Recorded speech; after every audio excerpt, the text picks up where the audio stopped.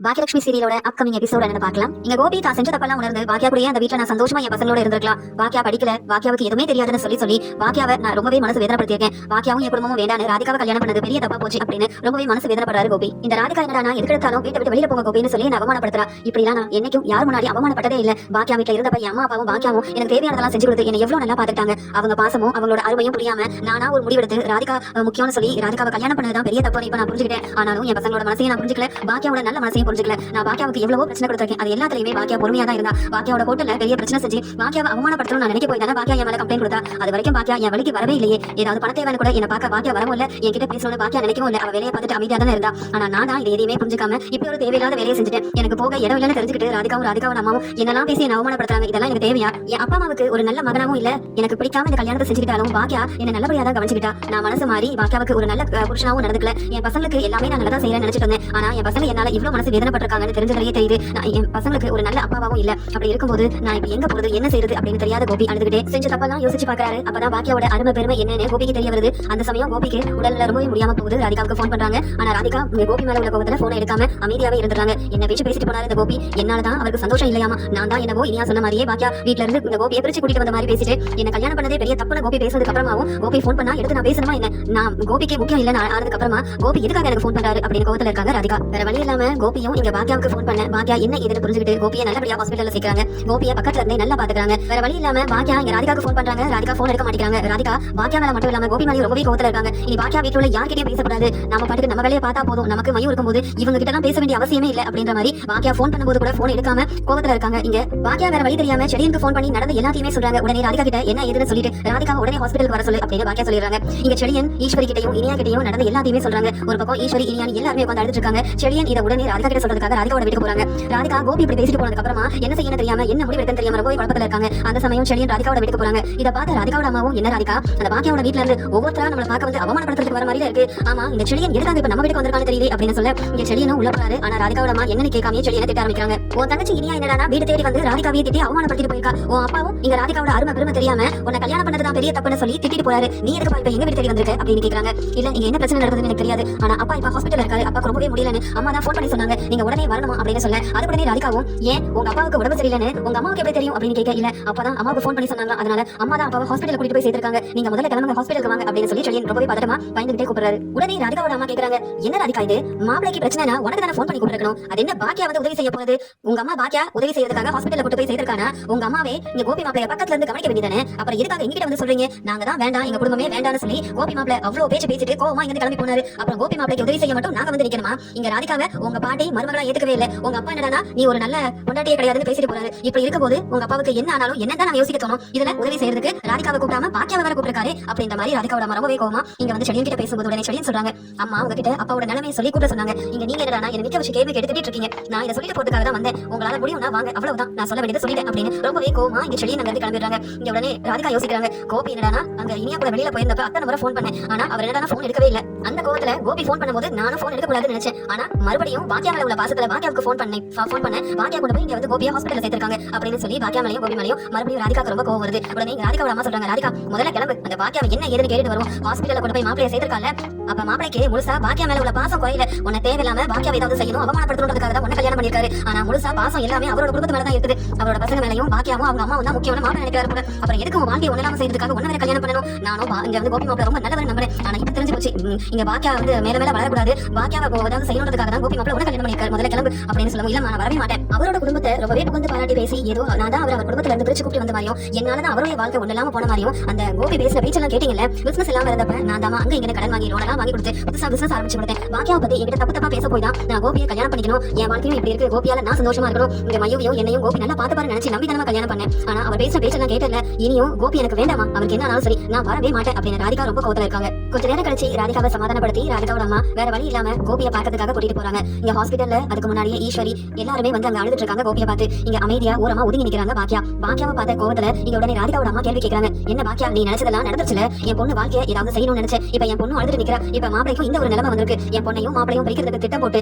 என் பொண்ணு அவமானப்படுத்துறதுக்கும் மாப்பிளைய தலைமுடிய வைக்கிறதுக்கும் வேணும்னே செய்யாத தப்புக்கு பொய்யா ஒரு கம்ப்ளைண்ட் கொடுத்த மாப்பிளைக்கு அதனாலதான் இப்ப இவர் இந்த நிலைமையில இருக்காரு. இப்படி ஆகணும்னு தானே நீ ரொம்ப சந்தோஷப்பட்டு இருந்த அப்படின்னு கேட்கறாங்க. அது மட்டும் இல்லாம ராதிகா சொல்றாங்க என்ன பாக்கியா நடக்குது? இங்க என் வீட்டுக்காரருக்கு ஒரு பிரச்சனை அவர் எனக்கு தான் ஃபோன் பண்ணிருக்கணும். ஆனா அவர் என்ன உங்களுக்கு ஃபோன் பண்ணிருக்காரு. நீங்க வந்து எதுக்காக உதவி செய்றீங்க? உங்களுக்கும் கோபிக்கும் எதுவும் இல்ல ஆனதுக்கு அப்புறமா நீங்க எதுக்காக இங்க கோபிக்கு உதவி செய்ய வரணும் அப்படின்னு சொல்லி கேக்குறாங்க. கோபி உங்களுக்கு எதுக்கு ஃபோன் பண்ணணும்? என்ன ஆனாலும் பரவாயில்லன்னு சொல்லிட்டு அவர் ஒண்ணு எனக்கு ஃபோன் பண்ணிருக்கணும், இல்ல எங்க அம்மாவுக்கு ஃபோன் பண்ணிருக்கலாம், இல்ல எங்க அண்ணனுக்கு கூட ஃபோன் பண்ணிருக்கலாம். எதுக்காக உங்களுக்கு ஃபோன் பண்ணி வர வச்சு நீங்க கொண்டு வந்து ஹாஸ்பிடல்ல சேர்க்கணும்? இதுலயே தெரியல கோபிக்கு முழுசா உங்க மேல இருக்கிற பாசம் குறையவே இல்ல. அதனாலதான் எனக்கும் கோபிக்கும் இடையில பிரச்சனைக்கு மேல பிரச்சனை வந்துட்டே இருக்கு. இப்படி ஆகிறதுக்கு காரணமே எங்க அம்மா சொன்ன மாதிரியே நீங்க தான் பாக்கியா அப்படின்ற மாதிரி பேசுறாங்க. உடனே இங்க வந்து ராதிகாவோட அம்மா சொல்றாங்க, நேத்தடா உங்க பொண்ணு இனியா தேவையில்லாம வந்து வீட்டுல பெரிய பிரச்சனை செய்ய போயிட்டு கோபி மாப்பிளைக்கும் ராதிகாவுக்கும் எவ்வளவு பெரிய பிரச்சனை ஆச்சு தெரியுமா? ரெண்டு பேரும் அந்த பேச்சு பேசிட்டாங்க. இனி உன் கூட வாழ்றது சரியில்லை அப்படின்னு கோபி மாப்பிளை சொல்றாரு. நீங்க எனக்கு வேண்டவே வேண்டாம், நம்ம பிரிஞ்சே வாழ்றனா, நான் மையோ வச்சுட்டு தனியாவே வாழ்றேன்னு ராதிகா ஒரு முடிவு எடுக்கிறா. இப்படி ரெண்டு பேரும் பெரியதுக்காக தான் வேணும்னே திட்டம் போட்டு இப்படி எல்லாம் செஞ்சுட்டு இருக்கியா பாக்கியா? உன் பொண்ணு இதுக்காக முதல்ல எங்க வீட்டுக்கு அனுப்புறேன், அவளாலதான் இவ்வளவு பெரிய பிரச்சனை வந்திருக்கு. கோபி மாப்பிளை என்னைக்கு ராதிகாவை கல்யாணம் பண்ணாரோ அன்னைக்கு உன் பசங்கள மேலயா இருக்கட்டும், இல்ல உங்க மேலயா இருக்கட்டும், உங்க குடும்பத்து மேல இருக்கிற உரிமையே இல்ல ஆயிடுச்சுல. அப்புறம் எப்படி தேவையில்லாம இனியா எங்க வீட்டுக்கு வரலாம், அது கோபி மாப்பிளை பேசுறதுக்கு அப்படின்னு ரொம்பவே கோவமா அங்க ராதிகாவோட அம்மா பாக்கியாவை நிக்க வச்சு கேள்விக்கு மேல கேள்வி கேட்கறாங்க. பாக்கியா செஞ்ச உதவியெல்லாம் நினைக்காம பாக்கியா மேலதான் தப்பு இருக்குன்ற மாதிரி பேசிட்டு இருக்காங்க ராதிகாவோட அம்மாவும். உடனே பாக்கியா என்ன பேசுறீங்க? என்ன நிக்க வச்சு கேள்வி கேட்க உங்களுக்கு முதல்ல என்ன உரிமை இருக்கு? ஆமா, என் பொண்ணு மேல கோபிக்கு உரிமை இல்லைன்னு சொல்றீங்க, அது எப்படி என்னால ஏத்துக்க முடியும்? ஏ ராதிகா, ராஜேஷ் வேண்டான்னு சொல்லிட்டு அந்த வாழ்க்கையில இருந்து நீங்க வெளியே வரலாம், ஆனா மயு மேல ராஜேஷ்க்கு உரிமை இல்லைன்னு ஆயிருமா? ராஜேஷ் வந்து மயுவை பார்க்க கூடாது, பேசக்கூடாதுன்னு சொல்லி நீங்க வந்து என்ன செஞ்சாலும் அதுதான் சரிப்பட்டு வருமா என்ன? அதே மாதிரிதான் நான் தான் கோபியை வேண்டான்னு சொல்லி தனியா வாழ்ந்துட்டு இருக்கேன். ஆனா என் பசங்க மேல கோபிக்கு எல்லா உரிமையும் இருக்கு. அந்த உரிமையில தான் என் பொண்ணு இனியா இங்க வந்து கோபி கிட்ட பேச வந்திருக்கா. கோபியை வெளியில கூட்டிட்டு போயிருக்காரு. ரொம்ப குழப்பத்துல இருந்த இனியா இப்ப தெளிவாகவும் சந்தோஷமாவும் இருக்கானா? உங்க வீட்டுக்காரர் கோபி கிட்ட அவ போய் பேசிட்டு வந்ததுக்கு அப்புறமா தான் ஏன் இனி அவ அப்பா கிட்ட கூட பேசக்கூடாதா, ஏன் இப்படி எல்லாம் பேசுறீங்கன்னு கேட்டு இங்க வந்து நல்லா வெளுத்து வாங்குறாங்க இங்க பாக்கியாவும். இங்க உடனே ராதிகாவோட அம்மா கேக்குறாங்க, போதும் பாக்கியா, நீ உன் குடும்பத்தை பத்தி பேசாத, எனக்கு என் பொண்ணு ராதிகாவும் என் பேத்தி மையும் தான் முக்கியம், மத்தபடி உங்களை பத்தி நான் எதுக்கு யோசிக்கணும்? உன் பொண்ணு இனியா வீடு தேடி வந்து பாக்கியா இங்க ராதிகாவை தேவையில்லாம பேசுறது பெரிய தப்பு, முதல்ல உன் பொண்ணை கூப்பிட்டு ராதிகா கிட்ட மன்னிப்பு கேட்க சொல்லு அப்படின்னு சொல்லி திட்ட ஆரம்பிக்கிறாங்க. அதுக்கு பாக்கியா சொல்றாங்க, ஆமா இங்க இனியா மேல கோபிக்கு உரிமை இல்லைன்னு சொல்றீங்க, ஆனா நீங்க மட்டும் உங்க பொண்ணு ராதிகா முக்கியம், இங்க மையம் முக்கியம்னு பேசுறீங்க. அவங்க மேல உரிமை இருக்க போயும் பாசம் இருக்க போய் தானே அவங்களுக்கான இவ்வளவு சப்போர்ட் பண்ணி பேசுறீங்க. ஆனா கோபி மட்டும் அவங்க பசங்க மேல பாசம் வைக்க கூடாது, இனியா அவ அப்பா பாக்கிறதுக்கு உங்க வீட்டுக்கு வரக்கூடாது, இப்படி பேசினா இதுல என்ன நியாயம் இருக்கு? உங்களுக்கு எப்படி நான் பதில் சொல்ல முடியும் அப்படின்னு சொல்லி ராதிகாவோட அம்மா கேட்கிற கேள்விக்கெல்லாம் சரியான பதில் கொடுத்து கோவத்துல நல்லா திட்டிக்கிட்டே இருக்காங்க பாக்கியா. அந்த சமயம் இவங்க எல்லாரும் போய் சத்தமா பேசுறதை கேட்டு அங்க வந்து டாக்டரும், என்னது இப்படி உங்க வீட்டுக்காரரை கூட்டிட்டு வந்து இங்க சேர்த்திருக்கீங்க, அவரோட நிலைமை என்னன்னே தெரியாம நீங்க பாட்டுக்கு இவ்வளவு பிரச்சனை செஞ்சுட்டு இருக்கீங்க, நீங்க சத்தமா பேசுறதா முதல்ல இங்க இருந்து வெளியில போங்க அப்படின்னு சொல்ல, அதுக்கு உடனே ராதிகாவோட அம்மா சொல்றாங்க, அந்த பாக்கியாவனும் கோபியோட பொண்டாட்டி கிடையாது, இங்க என் பொண்ணு ராதிகா தான் கோபியோட பொண்டாட்டி, நீங்க என்ன அந்த பாக்கியாவை பத்தி இப்படி பேசிட்டு இருக்கீங்க அப்படின்னு சொல்ல, அதுக்கு பாக்கியா சொல்றாங்க, கோபியோட பொண்டாட்டியா இருக்க நான் இன்னைக்கு ஆசைப்படல, இப்படியே இருக்கிறது தான் எனக்கு சந்தோஷமா இருக்கு, நீங்களே போய் பாருங்க அப்படின்னு சொல்லிடுறாங்க. இங்க கோபியை பாக்கிறதுக்காக ஒவ்வொருத்தரும் அங்க உள்ள போறாங்க ரூம்ல. அந்த சமயம் ஈஸ்வரியும் இங்க வந்து இனியா ரொம்பவே அழுகுறாங்க. இங்க ஈஸ்வரி சொல்றாங்க, ஏன் கோபி, நீ நம்ம வீட்டை விட்டு போனேன், அந்த ராதிகாவை நீ கல்யாணம் பண்ண போய் தான் உனக்கு இவ்வளவு கஷ்டம், இவ்வளவு பிரச்சனை, நீ இப்ப இந்த நிலைமையில இருக்க, அதுக்கு காரணமே அந்த ராதிகாவோட அம்மா தான். அம்மா பேச்ச கேட்டு பாக்கியோட வீட்லயே இருந்திருந்தா உனக்கு இப்ப ஆக நான் விட்டுருப்பா அப்படின்னு சொல்லி ரொம்பவே ஈஸ்வரி அழுகுறாங்க. இதெல்லாம் பார்க்கும்போது ராதிகாவோட அம்மாவுக்கு அவ்வளவு கோவம் வருது. எல்லா பிரச்சனைக்கும் காரணம் அந்த பாக்கியா வீட்டுல உள்ளவங்க. நான் நல்லபடியா கோபி கூட வாழக்கூடாதுக்காக இவங்க எல்லாரும் திட்டம் போட்டு எங்களுக்கு இடையில பிரச்சனை செஞ்சு எங்க ஒரே பிரிக்கணும் வேற நினைச்சிட்டாங்கல்ல, அதனாலதான் இன்னும் இந்த கோபியோட அம்மா இப்படி எல்லாம் பேசிட்டு இருக்காங்கன்னு சொல்லி ராதிகா ரொம்பவே கோவமா ஒரு பக்கம் கோபியை பார்த்து முறைக்கிறாங்க, இன்னொரு பக்கம் ஈஸ்வரியை பார்த்து முறைக்கிறாங்க. இங்க ராதிகாவோட அம்மாவும் ஒதுங்கி நின்று என்ன நடக்குது அப்படின்றத பாத்துட்டே இருக்கும்போது மெதுவா கோபி கண்மொழிக்காரு. கண்மொழிச்சு பார்த்த கோபி இனியா நிக்கிறத பார்த்த உடனே, இனியாமா அப்படின்னு மெதுவா பேசுறாரு, அப்பா உங்களுக்கு ஒண்ணு இல்லப்பா, நாங்க எல்லாருமே வந்திருக்கோம், உங்களுக்கு சரியா இருப்பா அப்படின்னு சொல்லி இனியா ரொம்பவே அழுகிறாங்க. இன்னொரு பக்கம் ஈஸ்வரி, கோபி அம்மா வந்துட்டாங்க கோபின்னு சொல்ல, அம்மா நீங்க என்ன மன்னிச்சிட்டீங்களாமா, என்ன பார்க்கலாம் நீங்க வரமாட்டீங்கன்னு நினைச்சமா அப்படின்னு சொல்ல, அது எப்படி கோபி, உன் மேல எனக்கு கோவம் இருந்தாலும் இப்படி ஒரு நிலைமை நான் இருக்க போது உன் மேல இருக்கிற பாசம் இல்லாம ஆயிருமா கோபி அப்படின்னு சொல்லி ஈஸ்வரி அழுகிறாங்க. ஆனா ஒரு மாணிக்கிற இங்க வந்து ராதிகாவோட அம்மாவையும் பார்க்காம கோபி சொல்றாரு, ஆமா எழிலும் செழியனும் எங்க, அம்மா பாக்கியா எங்க அப்படின்னு சொல்லி கேட்கும்போது, அம்மா வெளியில நிக்கிறாங்கப்பா, அம்மா தான் உள்ள வந்தா நீங்க திட்டுவீங்களே, அம்மா தான் உங்களுக்கு சுத்தமா பிடிக்காதேப்பா அப்படின்னு பேசிட்டு இருக்கும்போது செழியனும் எழிலும் அங்க ரூம்ல வந்துறாங்க. இங்க செழியன் ரொம்பவே கோபியோட நிலைமையை பார்த்து அழுகிறாரு, அப்பா ஏன்பா நீங்க ஏதாவது ஒரு பிரச்சனை நான் என்கிட்ட சொல்லிருக்கலாமே, உங்களுக்கு முடியலனா கூட எனக்கு ஃபோன் பண்ணிருக்கலாமேப்பா, நான் வந்திருப்பேன்ப்பா அப்படின்னு சொல்ல, எத்தனையோ முறை ராதிகாவுக்கு ஃபோன் பண்ண, என் மேல இந்த கோவத்துல கொஞ்சம் கூட பாசமே இல்லாம என்ன வீட்டை விட்டு போக சொன்னது மட்டும் இல்லாம ஃபோன் பண்ணப்ப கூட அவ வந்து எடுக்கவே இல்லை. யாருக்கு ஃபோன் பண்ணனு தெரியாம தான் நான் பாக்கியாவுக்கு ஃபோன் பண்ணேன். ஆனா பாக்கியா எனக்கு நான் அவளை எவ்வளவோ பேசியிருக்கேன், அவமானப்படுத்திருக்கேன். ஆனா நான் ஃபோன் பண்ண உடனே என்ன ஏதுன்னு கேட்டுட்டு எனக்காக உதவி செய்ய வந்திருக்கா. பாக்கியாவோட நல்ல மனசு வேற யாருக்குமே வராது. நான் தான் பாக்கியாவை தப்பாவே புரிஞ்சுக்கிட்டேன். இப்பதான் பாக்கியாவோட அருமை என்னன்னு எனக்கு புரிஞ்சிருக்குன்னு சொல்லி ஈஸ்வரியை பார்த்து ரொம்பவே அழ ஆரம்பிக்கிறாரு கோபி. கோபி இப்படி எல்லாம் பேசுறதை கேட்டு இங்க ராதிகாவோட அம்மா சொல்றாங்க, என்ன ராதிகா இது, அந்த பாக்கியாவை கோபி மாப்பிளைக்கு சுத்தமா பிடிக்காது, ஏதோ அவ உதவி செஞ்சுட்டான்னுட்டு இங்க பாக்கியாவுக்கு நன்றி சொல்லணும், பாக்கியா இல்லனா நான் இப்ப இந்த நிலைமையில கூட இருக்க மாட்டேன்னுட்டு பாக்கியாவே புகழ்ந்து பாராட்டி பேசுறாரு கோபி மாப்பிளை. இப்படி மாறிட்டாரே, இவங்க குடும்பத்துல உள்ள ஒவ்வொருத்தரும் கோபி மாப்பிளை கிட்ட பேசி பேசி அவர் மனசை மாத்தி அவரை மறுபடியும் அவரோட வீட்டுக்கே கூட்டிட்டு போகணும், அங்கேயே அவர் இருக்க வைக்கணும், உன்னையும் கோபி மாப்பிளையும் பிரிக்கணுன்றதுக்காகவே இப்படி எல்லாம் செஞ்சுட்டாங்க போல அப்படின்னு சொல்லி ராதிகா கிட்ட ரொம்ப கோவமா பேசிட்டு இருக்காங்க கமலா. இங்க கோபி ஈஸ்வரி கிட்ட, அம்மா பாக்கியாவை உள்ள வர சொல்லுங்கம்மா, நான் பாக்கியா கிட்ட பேசணும் அப்படின்னு சொல்ல, என்ன கோபி சொல்ற, நீ தான் பாக்கியாவே வேண்டாம், பாக்கியா எனக்கு பிடிக்காதுன்னு சொல்லி ராதிகா கூட போயிட்டேடா, அதுக்கப்புறம் பாக்கியா கிட்ட பேசி என்னடா செய்ய போறேன்னு கேட்க, அம்மா நான் செஞ்சது பெரிய தப்புமா, நம்ம குடும்பத்திலேயே நான் இருந்திருக்கணும், நம்ம வீட்டை விட்டு நான் வெளியில போயிருக்க கூடாதுமா, ராதிகாவை நான் நம்பியிருக்க கூடாது, ராதிகாவை கல்யாணம் பண்ணிக்க கூடாது, எனக்கு எல்லாமே இப்பதான் புரிஞ்சிருக்கு, நான் பாக்கியா கிட்ட பேசணும், மன்னிப்பு கேட்கணும், பாக்கியா உள்ள கூப்பிடுமா அப்படின்னு சொல்றாங்க. உடனே இங்க இனியா போயிட்டு வெளியில நின்னுட்டு இருந்த பாக்கியாவை கூப்பிடுறாங்க, அப்ப உங்ககிட்ட பேசணுமா அப்படின்னு சொல்ல, நான் என்னடி பேசுறதுக்கு இருக்கு, அதான் ராதிகா இருக்காங்கல்ல அவங்க பாத்துப்பாங்க, நம்ம கிளம்பலாமா அப்படின்னு சொல்றாங்க. இங்க பாக்கியாவும், அம்மா முதல்ல நீ உள்ள வாமா, அப்பா மனசு மாறிட்டாருமா, நீ செஞ்ச எல்லாத்தையுமே அப்பா புரிஞ்சுக்கிட்டாரு, அப்பா மேலதான் தப்பு இருக்குன்னு உணர்ந்துட்டாருமா, இப்படி எல்லாம் நடக்கணும்னு நான் ஆசைப்பட்டு இருந்தேமா, நீ கொஞ்சம் உள்ள வாமா, அப்பா ஏதோ பேசணும்னு ஆசைப்படுறாரு, நீ வந்து கேளு, உனக்கு பிடிக்கலனா அதுக்கப்புறமா நம்ம கிளம்பிடலாமா அப்படின்ற மாதிரி சொல்லும்போது ராதிகா வேற இருக்காங்க. இந்த சமயம் ராதிகா முன்னாடி கோபி ஏதாவது பேசினாரா ராதிகாவுக்கும் ராதிகாவோட அம்மாவுக்கும் பிடிக்காது, ரொம்பவே கோவப்படுவாங்க, என்ன செய்ய அப்படின்னு முதல்ல இங்க பாக்கியா யோசிக்கிறாங்க. இங்க கோபி மறுபடியும் செழியன் கிட்ட சொல்றாரு, பாக்கியாவை உள்ள வர சொல்லுங்க, சொல்றாங்க, எனக்கு இவ்வளவு பெரிய உதவியை செஞ்சுட்டு பாக்கியா எதுக்கு ஒதுங்கி வெளியில நிக்கணும்? நான் பாக்கியா மேல எவ்வளவு பெரிய பிரச்சனை தான் செஞ்சிருக்கேன். நான் செஞ்சது எல்லாமே பெரிய தப்புன்னு நான் உணர்ந்துட்டேன். நான் பாக்கியா கிட்ட பேசியே ஆகணும் அப்படின்னு சொல்ல இங்க செடியும் போயிட்டு அம்மா வாங்கம்மா, அப்பா பேசணும்னு நினைக்கிறாருமா, அப்பா அவ செஞ்ச தப்பெல்லாம் உணர்ந்துட்டாருமா, உங்க மேல எந்த தப்புமே இல்ல, அவ செஞ்சதுதான் தப்புன்னு உணர்ந்து உங்ககிட்ட மன்னிப்பு கேட்கறதுக்காக தான் கூப்பிடுறாரு அப்படின்னு சொல்லும்போது வேற வழி இல்லாம பாக்கியாவும் மெதுவா அந்த கோபியை பக்கத்துக்காக ரொம்ப போறாங்க. இங்க கோபிக்கு என்ன பேசனே தெரியாம பாக்கியாவை பார்த்த உடனே கண் கலங்கி அழ ஆரம்பிக்கிறாரு.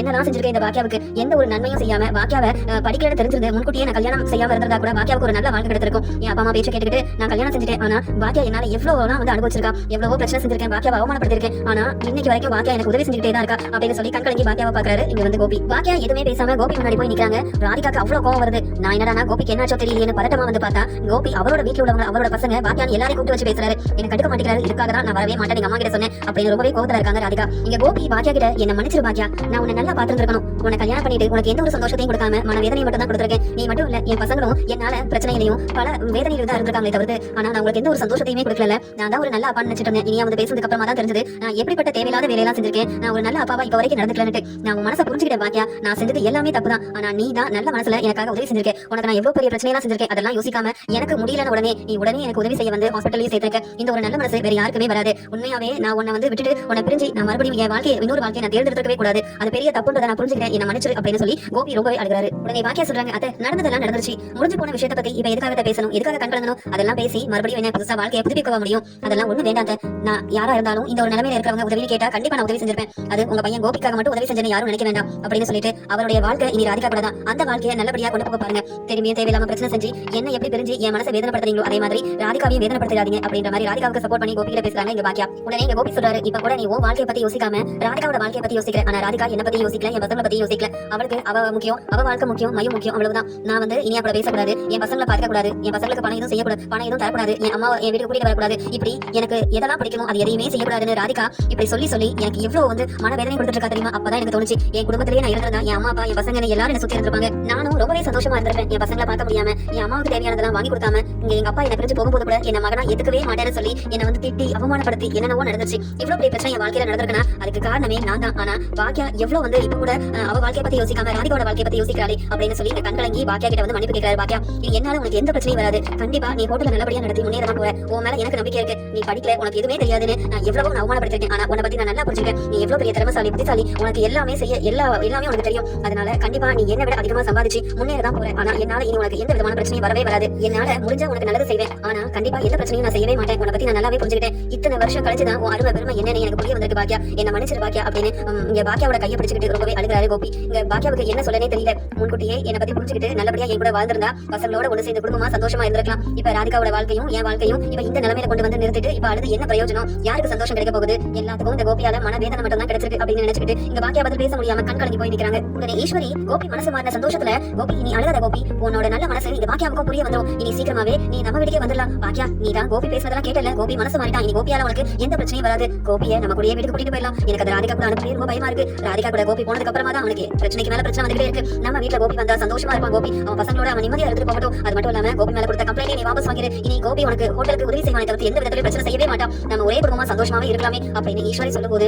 இங்க பாக்கியாவுக்கு அவ்வளவு கோவம் வருது. இங்க கோபிக்கு ராதிகா ஒரு குடும்பமா இருக்காங்க. அப்படி இருக்கும்போது கோபியை மறுபடியும் நம்ம வீட்டுல கூட்டிட்டு போறதா அப்படின்ற மாதிரி ரொம்ப கோவத்துல ஈஸ்வரியை பார்த்து முறைக்கிறாங்க. இங்க இப்படி கோபியும் ஈஸ்வரியும் பேசுறதெல்லாம் கேட்டு ராதிகாவோட அம்மா எல்லாருமே பேரதிர்ச்சியா பாத்துக்கிட்டே இருக்காங்க. என்னது நாம என்ன கோபியை ஒரு கோவத்துல திட்டணும்னா அதுக்காக இந்த ஈஸ்வரி மறுபடியும் கோபியை பாக்கியாவோட வீட்டுக்கு கூட்டிட்டு போயிடணும், நம்மள வந்து கோபி கிட்ட பக்கத்துல போகவே விடாம பிரிச்சிடணும் அப்படின்ற மாதிரி பேசிக்கிட்டே இருக்காங்கன்னு சொல்லி பாத்துக்கிட்டே இருக்கேன். இங்க ராதிகாவோட அம்மா சொல்றாங்க, கோபி மாப்பிள்ள மனசு மாறிட்டாரு, இனி உன் பக்கம் இல்ல பாக்கியாவோட பக்கம் தான் அவர் சாய போறாரு, பாத்துக்கிட்டே இரு. அவங்க அம்மா கூப்பிட்ட உடனே பாக்கியாவோட வீட்டுக்கு போக போறாரு. இதுக்காக தான் நீ கோபி மாப்பிளைய கல்யாணம் பண்ணியா? பேசாம மைய கூட நீ தனியா இருந்திருந்தா கூட நான் சந்தோஷமா இருந்திருப்பேன். உன் வாழ்க்கை என்ன ஆகுமோ ஏதாகுமோ ஒவ்வொரு நாள் பயந்துட்டே இருக்க ராதிகா அப்படின்னு ராதிகாவோட அம்மா ராதிகாவை நல்லா திட்டுறாங்க. அதான் கோபி மாப்பிளை ஏற்கனவே கல்யாணம் ஆயிடுச்சுன்னு தெரிஞ்சிருந்தோம், உனக்கு அந்த பாக்கியாவை பத்தி நல்லா தெரியும், அப்படி அவங்க குடும்பத்தை பத்தி தெரிஞ்சிருந்தோம், நீ இப்படி ஒரு வாழ்க்கையை தேர்ந்தெடுக்கவே கூடாது. நானும் உனக்கு சப்போர்ட் பண்ணி கல்யாணம் பண்ணி வச்ச பாத்தியா, அதனாலதான் நம்ம குடும்பத்துக்கு இந்த ஒரு நிலைமை. இப்ப கோபி மாப்பிளை வேற மனசு மாறிட்டாரு, என்ன நடக்க போகுதோ தெரியல அப்படின்னு இங்க ராதிகாவோட அம்மாவும் கோபி ரொம்ப சந்தோஷமா பாக்கியா கிட்ட மன்னிப்பு கேட்டு பேசுறதெல்லாம் கேட்டு ரொம்பவே கோவத்துல நிக்கிறாங்க. ஆனா பாக்கியா ஈஸ்வரி கிட்ட, அத்தை நீங்க எடுக்கிற முடிவு எல்லாமே தப்பா தான் இருக்கு. உங்க பையனுக்கு ராதிகா கூட வாழ்க்கை இருக்கிறத அவங்க ரெண்டு பேரும் ஒண்ணு சேர்ந்து சந்தோஷமா வாழ்றதுக்காக தானே கல்யாணம் பண்ணிருக்காங்க. என்னத்தை நினைச்சிட்டு இருக்கீங்க? நான் வேண்டான்னு சொல்லி என்ன திட்டி அவமானப்படுத்திட்டு ராதிகா கூட போயிட்டாரு. இப்ப ராதிகா கூட ஒரு பிரச்சனை உடனே மறுபடியும் நம்ம வீட்டுக்கு கூட்டிட்டு வந்தா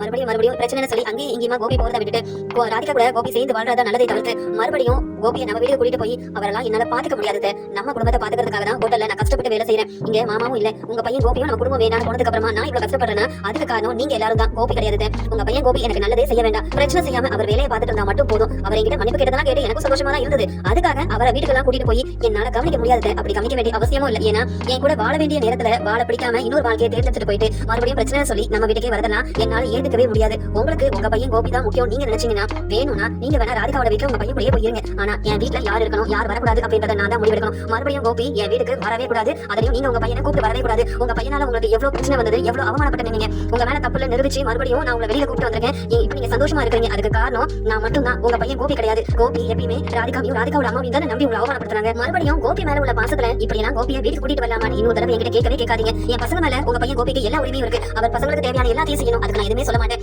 ஆனா என் வீட்டுக்கு கோபி வரவே கூடாது அப்படின்ற மாதிரி தன்னுடைய முடிவை இங்க வந்து கோபி முன்னாடியே ரொம்ப கோவமா சொல்லிடுறாங்க பாக்கியலட்சுமி. பாக்கியா மனசு மாறிவா மறுபடியும் அம்மா கூடயே இங்க பாக்கியா வீட்டுக்கு போயிடலாம் நினைச்சேன். ஆனா பாக்கியா நான் செஞ்ச எதையுமே அவ மறக்கல. அதனாலதான் என்ன மறுபடியும் அந்த வீட்டுக்குள்ள வரவிடக்கூடாதுன்னு நினைக்கிறேன். நான் செஞ்சது பெரிய தப்பு தானே. அதனால பாக்கியா எடுத்த முடிவுல எந்த தப்புமே இல்ல. எல்லாமே வந்து சரியாயிருச்சு. மறுபடியும் என் பசங்களோட பாக்கியா வீட்டுல போய் ஒன்னா சேர்ந்து வாழலாம்னு ஆசைப்பட்டேன். ஆனா பாக்கியா கண்டிப்பா என்ன மன்னிச்சு ஏத்துக்க மாட்டா. ஆனா நான் மன்னிப்பு கேட்டது என்னமோ உண்மையா தான் கேட்டேன். ஆனா நான் செஞ்சதெல்லாம் பாக்கியா மறக்க முடியாம என்ன வீட்டுக்குள்ள வரக்கூடாதுன்னு சொல்லிட்டாலே என்ன செய்யணும் தெரியல. இங்க ராதிகாவும் கோவமா எப்ப பார்த்தாலும் அவ வீட்டுல இருக்க விடாம வெளியில போக சொல்லி திட்டிக்கிட்டே இருக்கா, அவமானப்படுத்துறா. என் பசங்களோடையாவது நீ சந்தோஷமா இருக்கலாம்னு நினைச்சா இங்க எங்க அம்மா என்ன புரிஞ்சுக்கிட்டு வீட்டுக்குள்ள கூட்டிட்டு போகலான்னு பாக்குறாங்க. ஆனா பாக்கியா வீட்டுக்குள்ள வரக்கூடாதுன்னு சொல்லிட்டா. எல்லாத்துக்கும் காரணம் நான் தானே. நான் செஞ்ச தப்பான தானே. பாக்கியா இன்னும் என் மேல கோவமா இருக்கா. நான் பாக்கியா கூடயே நல்லபடியா அந்த வீட்டுல வாழ்ந்திருந்தா எனக்கு இப்படி ஒரு நிலைமை வந்திருக்காதுல. கண் கலங்கி கிடக்குறாரு கோபி.